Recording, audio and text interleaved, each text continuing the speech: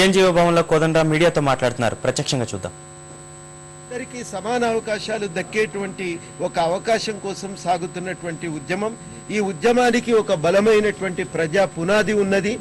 ఈ ఉద్యమం అనేక సంవత్సరాల కృషి ఫలితంగా ఈ వాదానికి ప్రజల మధ్యలో ఒక స్థానం అనేది బలంగా ఉన్నది. దీనికి ఇక్కడ ఏదో ఒక 2 మీటింగులతో ఇబ్బంది కలిగేటువంటి అవకాశము లేదు. దానివల్ల మాకు వచ్చినటువంటి ఆపత్తి లేదు. కానీ విషయం ఏంటంటే, ఒక ముఖ్యమంత్రి ద్రోహపూరితంగా తెలంగాణ ఉద్యమాన్ని దెబ్బగొట్టేటువంటి ఆకాంక్షను దెబ్బగొట్టే రీతిలో వ్యవహరించినప్పుడు నిరసన తెలుపటం మా హక్కు.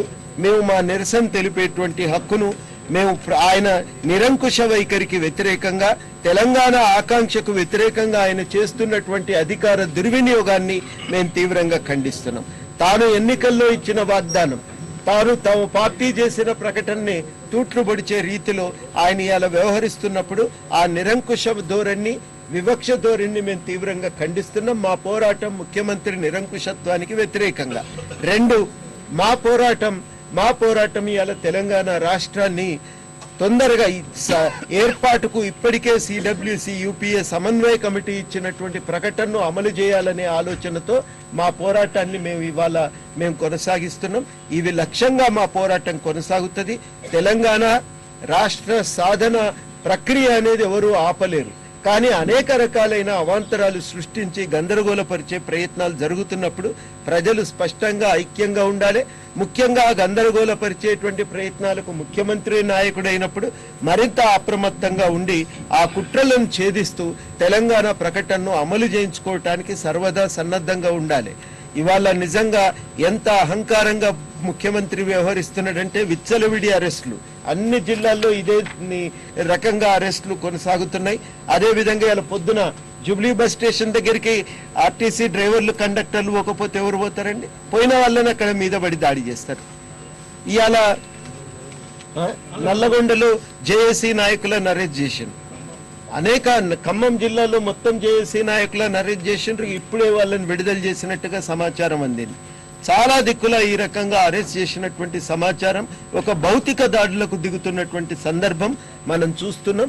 ఇది అధికార దుర్వినియోగంతో ముఖ్యమంత్రి చేస్తున్న ఒక చట్ట వ్యతిరేక కార్యకలాపం. ఈ కార్యకలాపానికి నిరసనగానే మా బంద్ కొనసాగుతున్నది.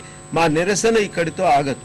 ఇవాళ ఇంకా విచిత్రం ఏంటంటే, అక్కడ సీమాంధ్ర ప్రాంతంలో మరి ఇంతగా సమైక్యాంధ్ర బలంగా ఉంటే జయాంధ్ర మీటింగ్కి ఎందుకు పర్మిషన్లు ఇయ్యరండి? ఆడ మీకేమీ ఇబ్బంది వచ్చింది అంటే మీ వాదం పునాదులు బలంగా లేవనేది.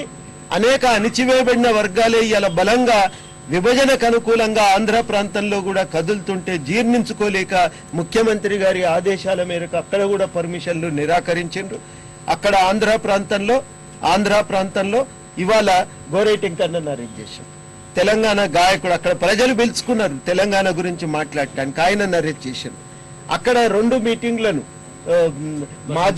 మాజీ మంత్రి, హోంశాఖ మంత్రి వసంత నాగేశ్వరరావు గారు ఎన్జీ రంగా ఫౌండేషన్ తరఫున జయాంధ్ర మీటింగ్ పెడితే దానికి పర్మిషన్ నిరాకరణ. ఒంగోలులో దళితుల మీటింగ్ కు పర్మిషన్ నిరాకరణ. ఇతర పట్టణాల్లో కూడా ఇట్లాగే ఇవాళ పర్మిషన్ల నిరాకరణ అనేది ఆంధ్ర ప్రాంతంలో విచ్చలవిడిగా జరుగుతున్నది. మరి ఇవాళ నేను అనేది ఏంటంటే, ఇది ఒక నిరంకుశమైన పాలన కొనసాగుతున్నది. మేము అనేక సందర్భాల్లో చెప్పినాం, తెలంగాణ ప్రజలం వలస పాలన అంటేనే హింస పునాదిగా నడుస్తుంది. ఆ హింస ప్రజలు ప్రశ్నించినంత వరకు కూడా అది బయటపడదు. ఎప్పుడు ప్రజలు తీవ్రంగా ప్రశ్నించి అమలు చేయించుకోవటానికి, సంఘటితంగా కదిలి అమలు చేయించుకోవటానికి సంసిద్ధమవుతారో ఆ హింస నగ్నంగా బయటపడుతుంది. ఇవాళ కనబడుతున్నది ఆ హింస, ఆ దాడి, ఆ భౌతిక పరమైనటువంటి దాడులు, ఇవన్నీ కూడా నగ్నమైనటువంటి రూపంలో ఇవాళ బయటపడుతున్నాయి. ఈ దాడిని ఖండిస్తున్నాం.